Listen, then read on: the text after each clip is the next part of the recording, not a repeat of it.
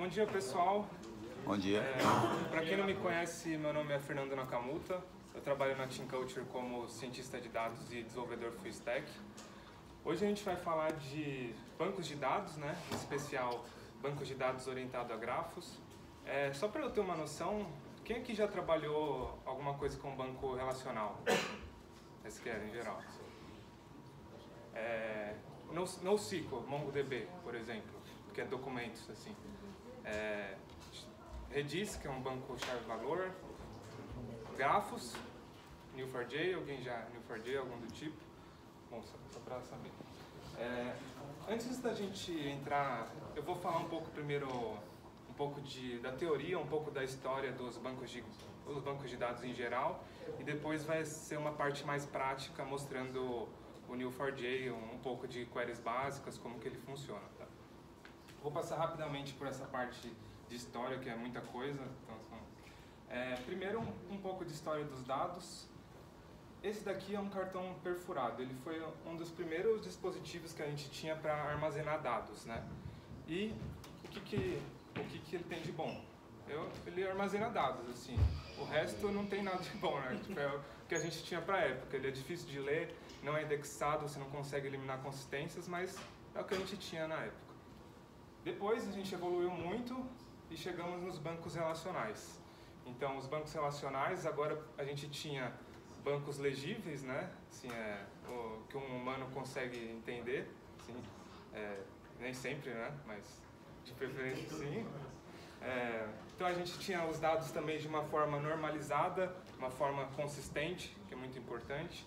E também a gente tinha o famoso ACID, né? O ACID eu não vou entrar muito em detalhe nele, mas ele passa basicamente uma confiabilidade nos dados, né? Uma vez que uma transição, um conjunto de queries ocorre, você pode ter tranquilidade que ela vai estar disponível para todos os clientes, sabe? Que é uma coisa que não tem em muitos bancos NoSQL. Tá? Só que era muito caro ainda de encontrar os dados quando isso aconteceu. Então a gente precisou dos dados começarem a serem indexados, né? Então, independente do volume de dados, eu consigo pegar um dado de uma maneira rápida, assim. Então, mesmo assim, com os dados serem ainda agora a gente conseguindo pegar um único dado ou um conjunto de dados de maneira rápida, às vezes a gente vai trabalhar com muitas tabelas, os dados vão estar em muitos lugares e a gente vai ter que estar realizando joins para estar fazendo essas queries. E quando a gente tem 4, 5 tabelas, isso é tranquilo, assim, mas quando a gente tem 20 tabelas, sim, fazer um join assim, com uma quantidade muito grande de tabelas vai ser um negócio muito caro e muito complexo também. Assim. Então, isso vai ser uma das desvantagens de um banco relacional. Assim. De 15 anos para cá, muita coisa mudou, né? Teve a LT semana passada do Percival que ele comentou isso também, que hoje, em poucos dias, a gente tem a quantidade de dados que foi gerado na história inteira da humanidade até os anos 2000. Assim. Então, foi um grande boom de dados, começou cloud, começou big data, e os bancos relacionais eles não tinham capacidade de lidar com tanta quantidade de dados. E aí a gente precisava de alguma coisa que lidasse com isso, né? Com todo esse boom de dados. E aí que entrou o NoSQL, né? Que são os bancos Not Only SQL. O que aconteceu, né? Como os bancos SQL, eles têm aquilo que eu falei antes, o ACID, assim. E para conseguir lidar com essa grande quantidade de dados, a gente precisava jogar alguma coisa fora. Assim. Tinha que... NoSQL e SQL são trade-offs, não é que um é melhor que o outro. Inclusive, NoSQL, assim, ele não é melhor que o SQL, ele só tem coisas que o SQL não tem, o SQL tem coisas que os bancos de dados não têm. Então, bancos de dados, quando você for escolher um, é sempre isso, trade-off. Você vai pegar alguma coisa e vai perder outra coisa. Assim. Então, o que a maioria dos bancos NoSQL perde é o ACID. Coisas também que eles perdem, esquema definido, ou seja, é até estranho, né, quando a gente sai de um banco relacional, vai trabalhar no MongoDB, que você pode colocar qualquer coisa, assim. Esse é um dos trade-offs também. Assim, você tem um esquema, você perde esse esquema definido, assim. E você perdendo esse esquema definido, ou seja, restrições que você tinha no seu banco de dados, eles passam agora a ser responsabilidade da aplicação controlar. Então a aplicação agora ela tem um empoderamento maior com relação a esquemas, com relação a o que vai entrar no seu banco de dados. Uma das vantagens também, você consegue escalar de forma mais simples, ou seja, em vez de escalar verticalmente, o NoSQL ele permite você escalar horizontalmente, formar clusters. Agora, uma forma simples de pensar, antes os dados você trabalhava com tabelas, cada coisa era uma linha de cada tabela, agora esquece a palavra tabela, e também tem menos necessidade de manutenção, quando a gente está falando de NoSQL, assim, porque tem menos coisas para a gente estar olhando, tem até inclusive alguns serviços que você é zero administração, então tem menos essa necessidade de manutenção. E a gente vai falar aqui de um determinado tipo específico de banco de dados que é de grafos, né? Então, nos NoSQL a gente tem tipos de documento, como MongoDB, chave-valor, como Redis, colunas, onde os dados, em vez de estarem em linhas, eles estão em colunas, como Cassandra, por exemplo, e o banco de dados de grafos, que é onde está tudo conectado, assim, eles são baseados em grafos. Um dos mais comuns é o Neo4j, que eu vou mostrar daqui a pouco para vocês. E o que acontece, né? Eu vou estar sempre fazendo essa relação assim, de como que é um banco relacional, um banco tradicional, para um banco orientado a grafos, quais são as diferenças, né? Primeiro, esse aqui é o crescimento dos bancos de dados, a popularização, né? Não pense isso aqui como volume, mas sim como cresceu a popularidade deles desde 2013 a 2018. Vocês podem ver essa linha vermelha aqui, esses são os bancos relacionais clássicos, sim. Eles são os que mais existem hoje, mas por eles, a gente começou com eles, eles não cresceram a popularidade, né? Até que não tem nem como eles crescerem, já eram 100%.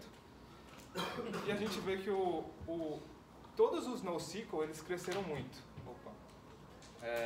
Então a gente tem aqui o que mais cresceu foram bancos de dados de grafos, search engines, chave-valor, famílias de coluna, documentos, todos eles cresceram muito nos últimos anos, assim, e foi necessário também devido ao grande volume de dados.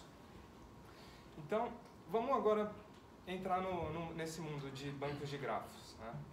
Primeiro, um exemplo aqui de onde a gente tem algumas entidades, pessoa, contato, endereço, isso aqui num formato de tabela, né?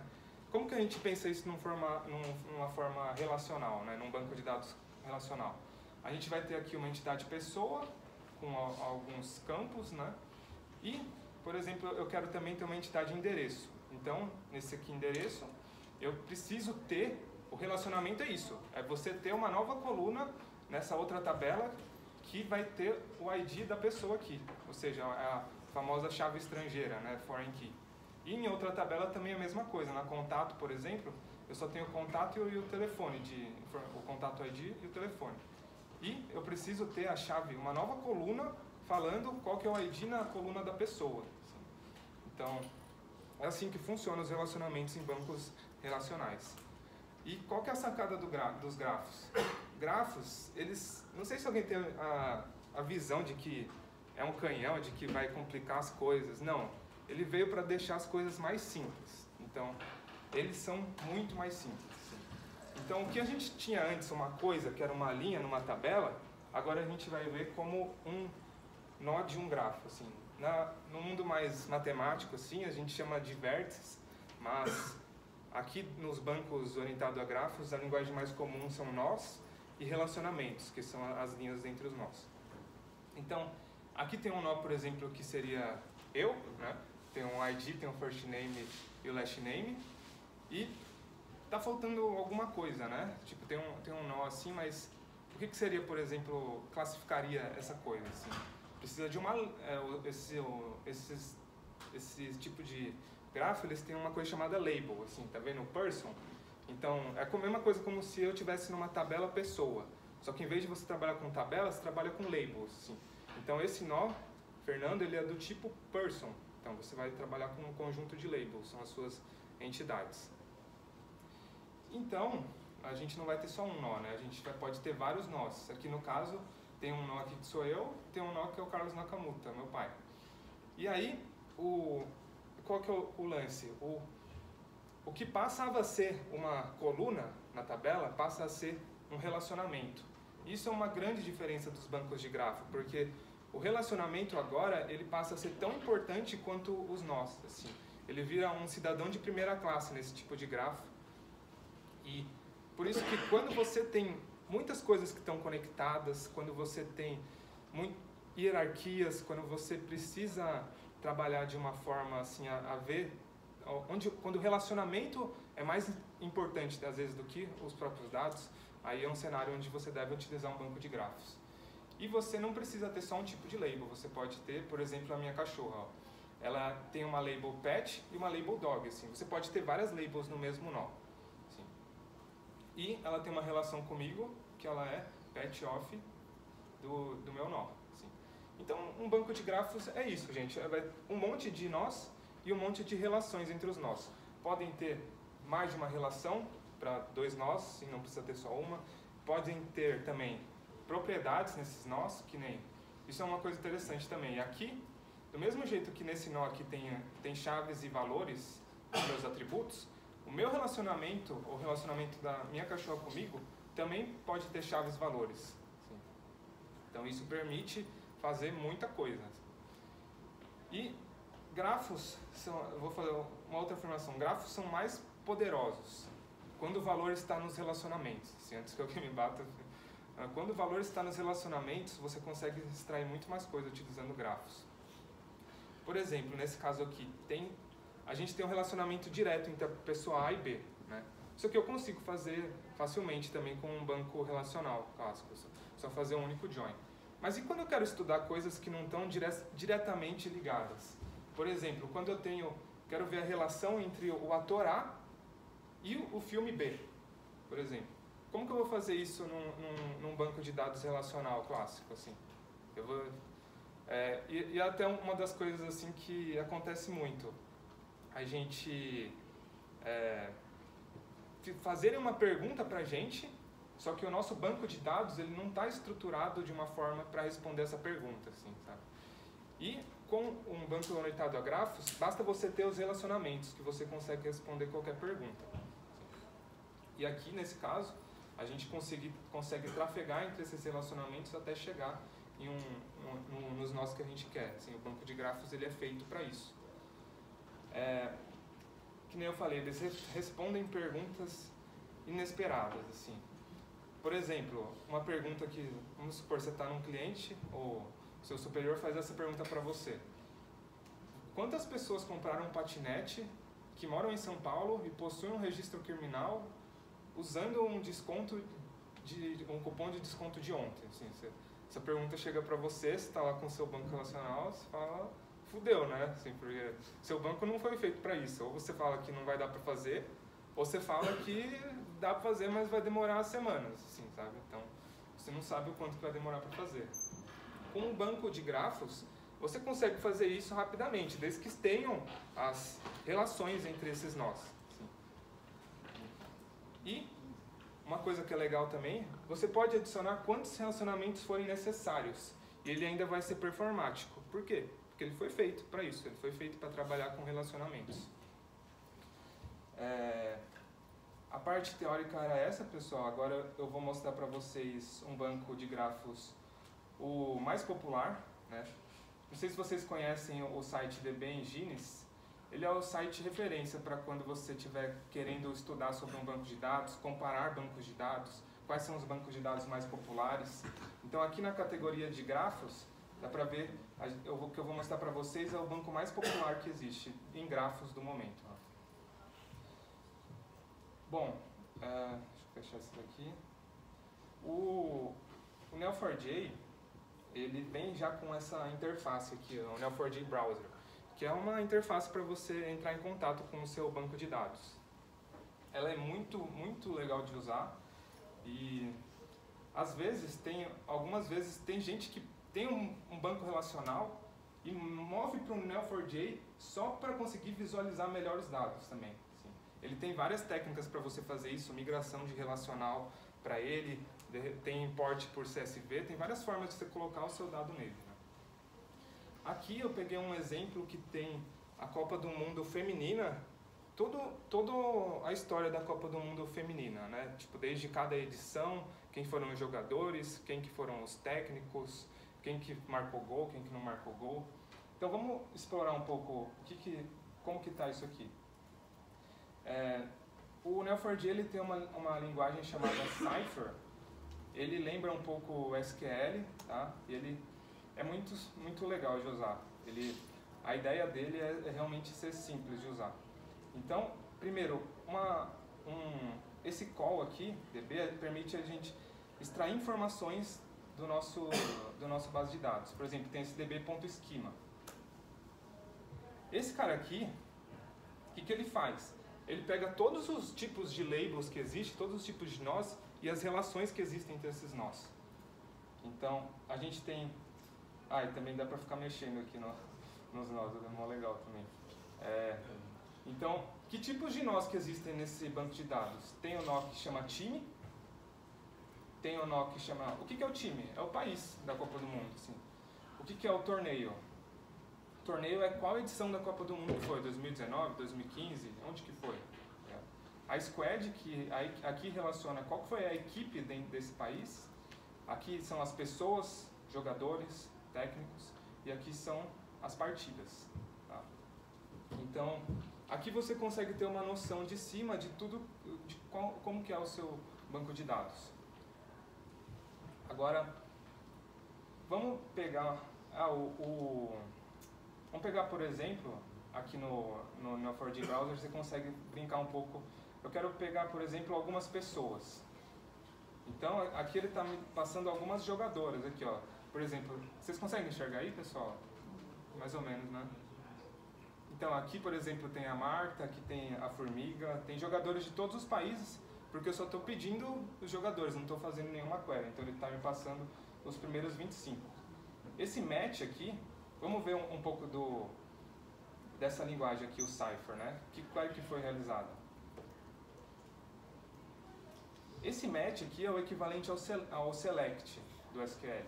Então, a gente passa um match, a gente passa esse 2 pontos person, aqui que a gente está falando, que label que é? Então, eu quero pegar todos os nós que sejam da label pessoa. Depois eu retorno eles. Se eu não colocar esse limite 25, ele vai retornar todo mundo, tem muita gente. Então, o match é o equivalente ao select. Tá? Vamos ir um pouco além agora nas queries. Vamos pegar, então, o nó do Brasil. Então, para fazer essa query, a gente só está filtrando um campo, né? Então, o nó do tipo time, ele tem um nome Brasil. E a gente achou aqui o nó do Brasil. E agora, vamos dar uma olhada o que está conectado com esse nó Brasil. Para fazer isso, essa interface gráfica, é só clicar nele e clicar aqui embaixo. Então, isso aqui é tudo que está relacionado ao nó Brasil. Está uma bagunça porque tem muita gente relacionada, muitas coisas, né? Muitos outros nós relacionados a eles. Então, aqui está mostrando todas as jogadoras que já tiveram nele, todas as técnicas, todos os campeonatos, né? Cada cor é uma label diferente. Então, essas aqui, as cinzas, elas são as pessoas, as labels azuis são times, as labels vermelhas são os torneios, ou seja, cada edição da Copa do Mundo. As labels verdes são as partidas, tá? E os labels laranjas são os times. Se a gente colocar o mouse em cima, a gente consegue ver as propriedades de cada nó. E se a gente colocar o mouse em cima da ligação, a gente também consegue ver as informações das relações. Tá? Vamos, então, beleza. Bom, agora eu quero ver quem que estava no time do Brasil. Quem que estava não? Quais são os times que já existiram dentro desse time Brasil? Quais são as squads que já existiram, né? Então, aqui no Cypher, tudo que você colocar entre parênteses vai ser um nó. Então, aqui você consegue colocar, por exemplo, eu estou falando que me dá o time Brasil nessa variável n, que depois eu vou retornar. Aí, esse traço aqui é para indicar ele vem antes, o nó é realmente a gente está montando um relacionamento aqui. Então eu quero do nó até a squad qualquer coisa que tiver algum relacionamento, sabe? Eu podia explicitar mais, se eu quero um relacionamento específico. Então vamos olhar de novo nossa base, que nem, ó, da pessoa, do time para a pessoa, então o relacionamento do time para squad tem esse named. Então eu posso fazer a query baseada nessa propriedade também, desse relacionamento, né? Ó, aqui ele já me mostra todos os relacionamentos que existem, a gente tinha falado desse named, né? E esse squad. Então, aqui ele pegou todos por que eu estou mandando ele retornar já que eu estou mandando ele retornar tanto o N, que é o Brasil, quanto o S, que são as squads, ele vai estar printando isso aqui. Então esses azuis são todas as equipes que já existiram, que já jogaram pelo Brasil. Se eu quiser ver assim de uma forma, por exemplo, como isso seria retornado para um serviço, eu posso clicar aqui na table, por exemplo. Tá, então, e se eu quiser pegar, por exemplo, eu quero ver todo mundo que jogou no Brasil em 2019, por exemplo. Aqui eu achei o nó de 2019. Posso vir nele e expandir também. Ó, então a gente vê que tudo que se relaciona com o nó da Squad Brasil 2019. Né? Então, Campeonato França 2019, todas as jogadoras aqui. Então tem a Thaísa, Tayla, Camila, cadê a Beatriz, a Marta aqui também.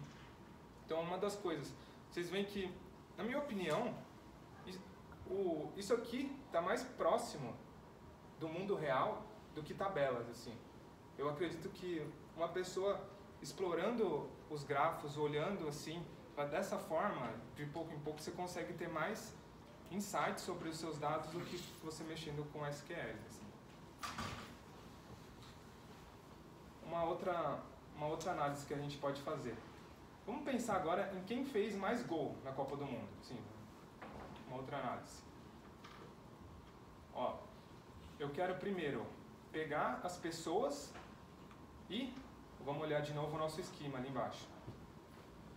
Pessoa tem uma relação com a partida, que pode ser tanto jogou na partida, como fez gol na partida. Aqui eu estou interessado no momento em quem fez mais gol. Então tem essa relação aqui. Tem o nó person, que a gente tem que buscar, né, para pegar isso. O nó pessoa, o nó partida, o relacionamento gol entre eles. Que é o que eu fiz aqui em cima, ó. Eu quero person, eu quero o nó também match. Se eu quisesse pegar a partida, eu posso também estar colocando aqui, por exemplo, um M e retornar a partida.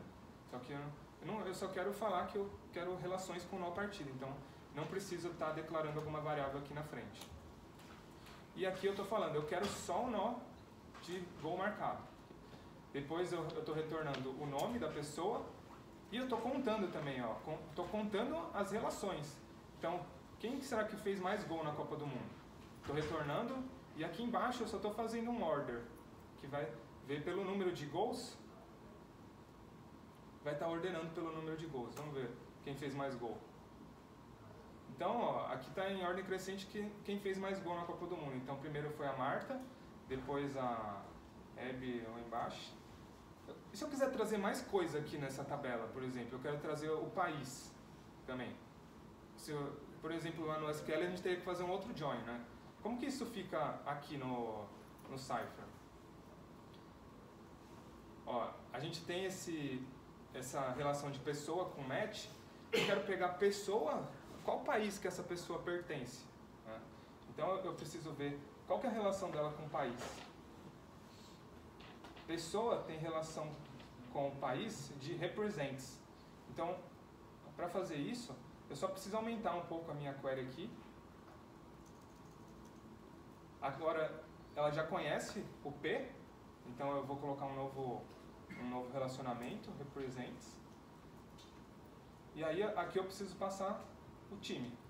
Então, T. Tá? E aí, quando eu fiz isso, quando ele fez a query, ele já está pegando os gols. E agora ele tem mais uma nova informação, que é desse jogador, qual que é o time que ele pertence. E eu posso retornar aqui. Que nem, ó, estou retornando o nome do jogador, posso retornar o que eu quiser aqui do time. Eu quero o nome do time também. Agora, eu tenho jogador, peraí, deixa, se eu quiser, tá vendo que tá t.name o nome? Posso fazer que nem no SQL, que é colocar um aqui, as country, sei lá, ou team. Pronto. Depois aqui, posso passar já, posso retornar assim para o meu back-end, por exemplo.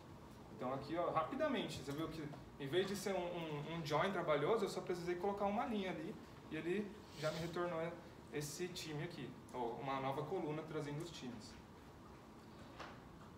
E o que acontece é que é muito assim, sabe? Vem uma pergunta, é fácil de você fazer a query, assim, você não precisa fazer migrações, assim, ou de repente você tem já um banco de dados, vai surgir um novo tipo de nó, assim. No SQL, um novo tipo de entidade vai surgir. No SQL isso ia ser muito trabalhoso, porque você vai ter que criar uma nova tabela, você vai ter que colocar uma nova coluna com as chaves estrangeiras. Aqui você só precisa se preocupar em colocar esses novos nós e os novos relacionamentos. Então ele é um banco de dados mais agile, assim, que você consegue ver uma nova coisa, você se adapta facilmente. Então a gente viu aqui as maiores goleadoras, e eu tinha falado lá atrás sobre relações indiretas, né? Quando eu falei isso aqui, ó. Dá para fazer isso e muito mais coisa no Neo4j. Por exemplo, eu quero ver a relação indireta que existe, posso fazer entre qualquer coisa, tá? Qual que é o caminho mais curto entre dois nós? Assim. Eu quero ver entre o nó Marta e entre a segunda goleadora aqui. Será que tem alguma relação entre elas? Tá ligado? Que nem tipo em rede social. Qual que é o caminho mais... Em quantas relações que eu chego até qualquer pessoa no mundo? Assim?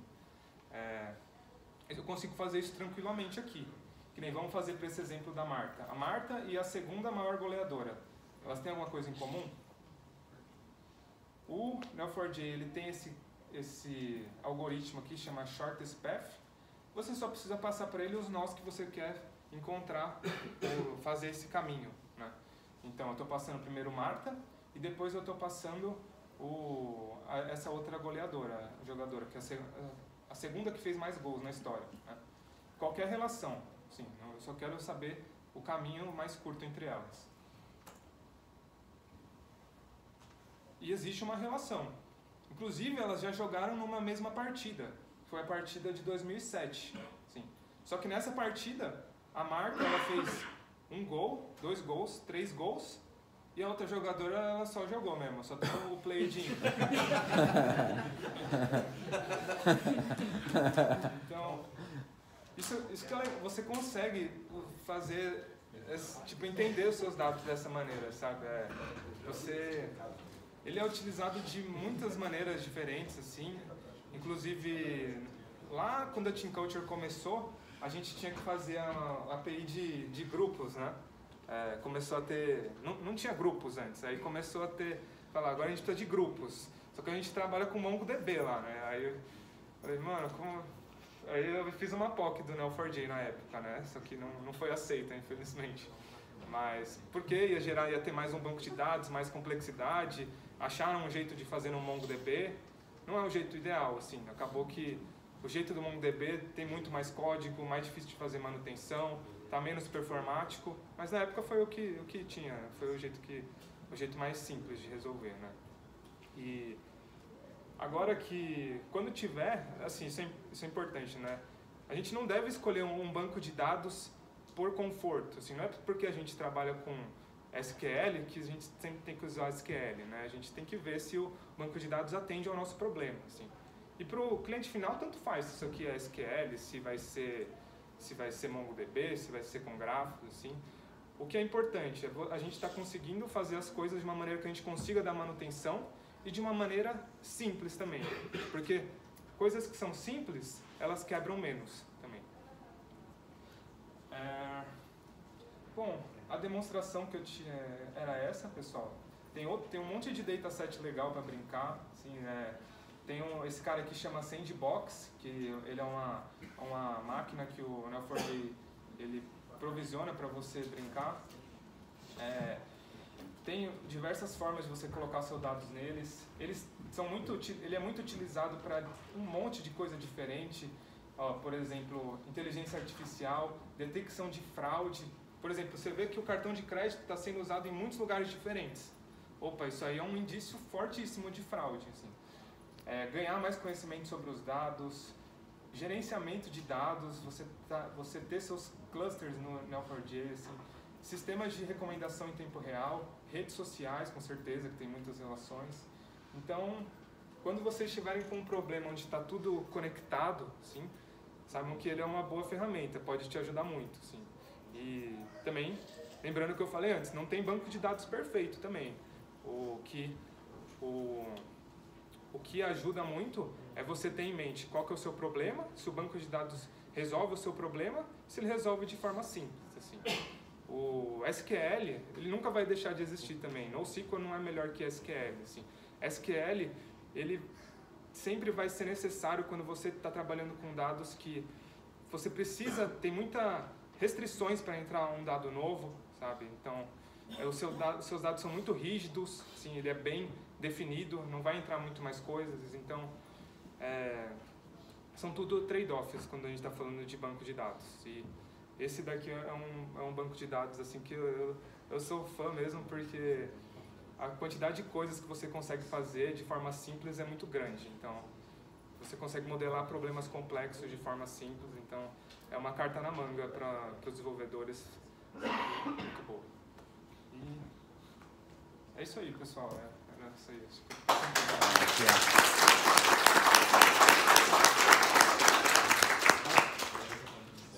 Vi, tem alguma pergunta? Alguma coisa?